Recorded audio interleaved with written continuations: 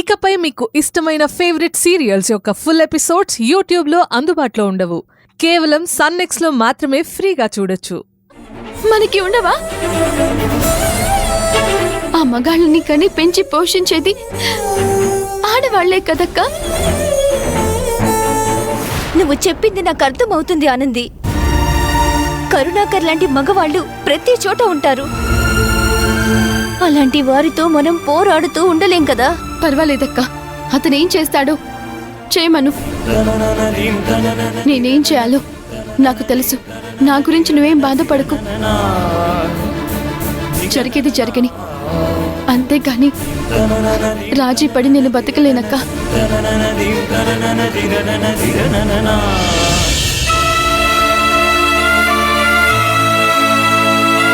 నువ్విలాగే ఉండాలానంది.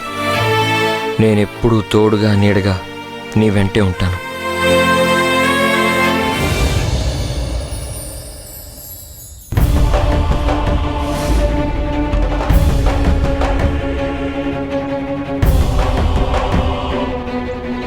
అప్పన్నా, నీ సమస్య ఏంటో చెప్పు.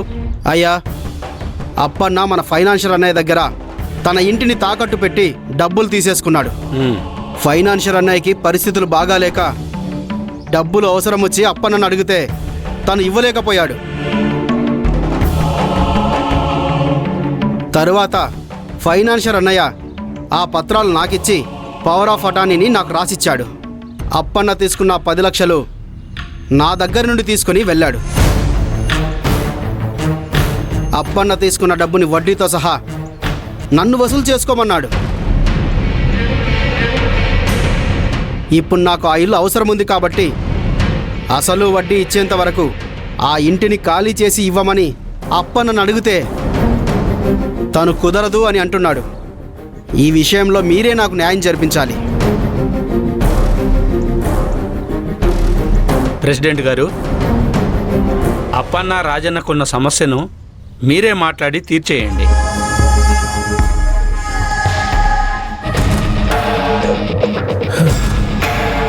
ఏంటి మావయ్య, రాజన్న చెప్పేది న్యాయమే కదా.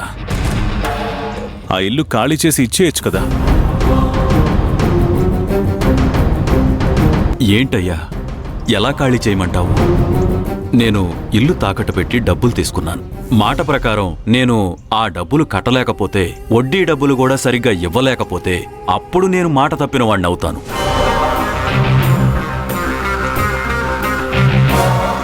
ఆ సమయానికి మీరు ఏ నిర్ణయం తీసుకున్నా కట్టుబడాల్సిన అవసరం నాకుంది. అంతేగాని ఏం లేకుండా ఇల్లు ఖాళీ చేయమంటే ఎలా కుదురుతుందండి? ఇది ఎలా న్యాయం అవుతుంది? మీ మాటకి నేను ఎలా కట్టుబడను? ఇలాంటి సమస్య మీకొస్తే మీరేం చేయగలరో చెప్పండి. అప్పన్న గారు, మేమేది తెలుసుకోకుండా ఇక్కడికి రాలేదు. ఫైనాన్షియర్ రాజన్న దగ్గర డబ్బులు తీసుకున్నప్పుడు అప్పన్న ఆస్తిని అతను తిరిగి ఇచ్చే వరకు రాజన్న అనుభవించొచ్చని రాసిచ్చాడు. అందుకే రాజన్న ఇల్లు ఖాళీ చేయమని అడుగుతున్నాడు. ఇది ఓ రకంగా న్యాయమే కదా. అడిగిన వెంటనే ఖాళీ చేసుంటే ఈ సమస్య వచ్చేది కాదు. ఊరి పెద్దలు రావాల్సిన అవసరమూ వచ్చేది కాదు. ఇలా మొండిగా ఉంటే కష్టం అప్పన్న గారు. ఇంకేముంది, రాసిచ్చాడని చెప్తున్నాడు కదా. అది అప్పన్న రాసిచ్చినా ఫైనాన్షియర్ రాసిచ్చినా రెండూ ఒకటే కదా. నేను ఎప్పట్లాగే మాట వరుసకు రాసిచ్చాను, కానీ అప్పన్నని ఇబ్బంది పెట్టడం నాకు అసలు ఇష్టం లేదు. మీరు ఎలా మాట్లాడినా దాంతో నాకు సంబంధం లేదు. రాసిచ్చిన పవర్ ఆఫ్ అటార్నీ నా దగ్గర ఉంది. ఫైనాన్షియర్ గారు రాసిచ్చినట్టు న్యాయంగా నడుచుకోమనండి. న్యాయం గురించి నువ్వు మాట్లాడొద్దు రాజన్న. నువ్వు ఎవరి కోసం చేస్తున్నావో, ఎందుకోసం చేస్తున్నావో నాకు బాగా తెలుసు. అయినా నేను ఇప్పుడేం చేయాలి చెప్పండి. మావయ్య, మీరేమన్నా గాని న్యాయంగా చూస్తే రాజన్న తరపు నుండి చెప్పేది కరెక్ట్ అనిపిస్తుంది. మీరు అనవసరంగా దీని గురించి ఎక్కువగా చర్చించుకోకుండా మీరు మీ ఇంటిని ఖాళీ చేసి రాజన్నకి ఇవ్వాలి అని నేను తీర్పు చెప్తున్నాను.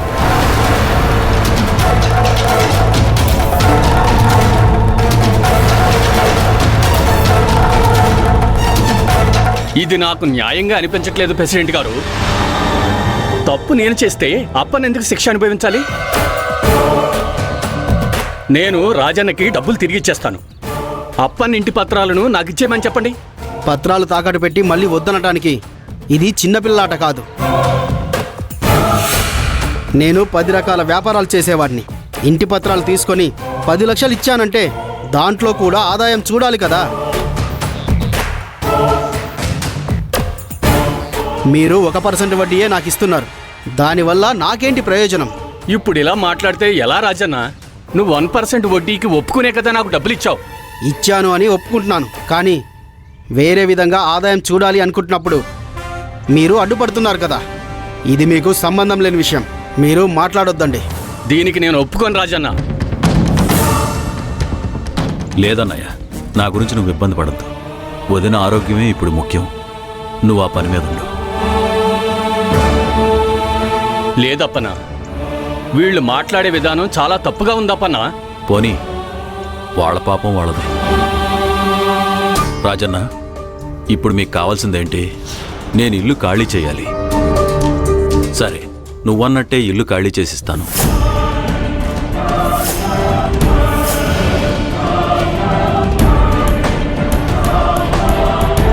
ఏమయ్యా, తొందరపడి మాట ఇవ్వకయ్యా. నువ్వు ఆగు ముత్యాలు. సరే, నాకు 2 రోజులు టైం ఇవ్వండి. నేను వేరే ఇల్లు చూసుకుని ఇల్లు ఖాళీ చేసేస్తాను. అయ్యో, ఏటయ్యా ఇది? ఎందుకు ఇలా చేస్తున్నారు? మీ అక్రమాలకి హద్దే లేదా? ముత్యాలు, ఆగమంటున్నానా?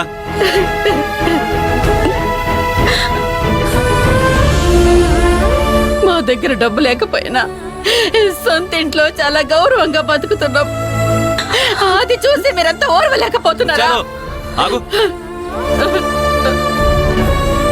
ఇలా మమ్మల్ని వేధించుకుంటూ మా పరువు తీస్తుంటే మేమేం చెయ్యాలి? మా ఇంటి పత్రాలతో పాటు భూపత్రాలు కూడా మీ దగ్గరేగా ఉన్నాయి. కావాలంటే అక్కడ ఒక చిన్న పాక వేసుకొని మీ వస్తువులు అక్కడ పెట్టుకోవచ్చు కదయ్యా. మీకు 2 చేతులెత్తి నమస్కరిస్తున్నానయ్యా. మా ఇంటిని వదిలేయండి అయ్యా, వదిలేయండి.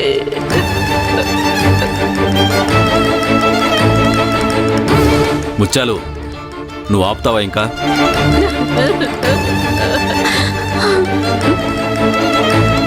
రెండు రోజుల్లో ఇల్లు ఖాళీ చేసేస్తాను. వెళ్ళండి.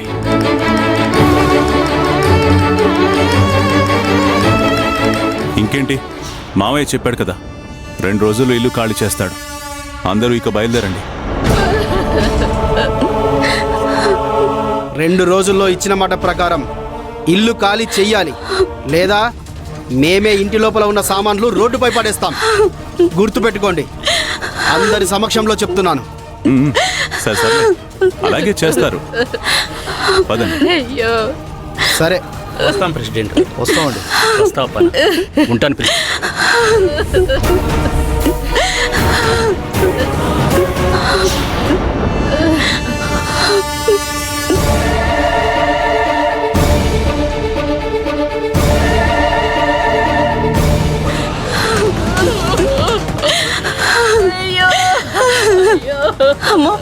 ముత్యాలు, ముత్యాలు, ఊరుకోండి.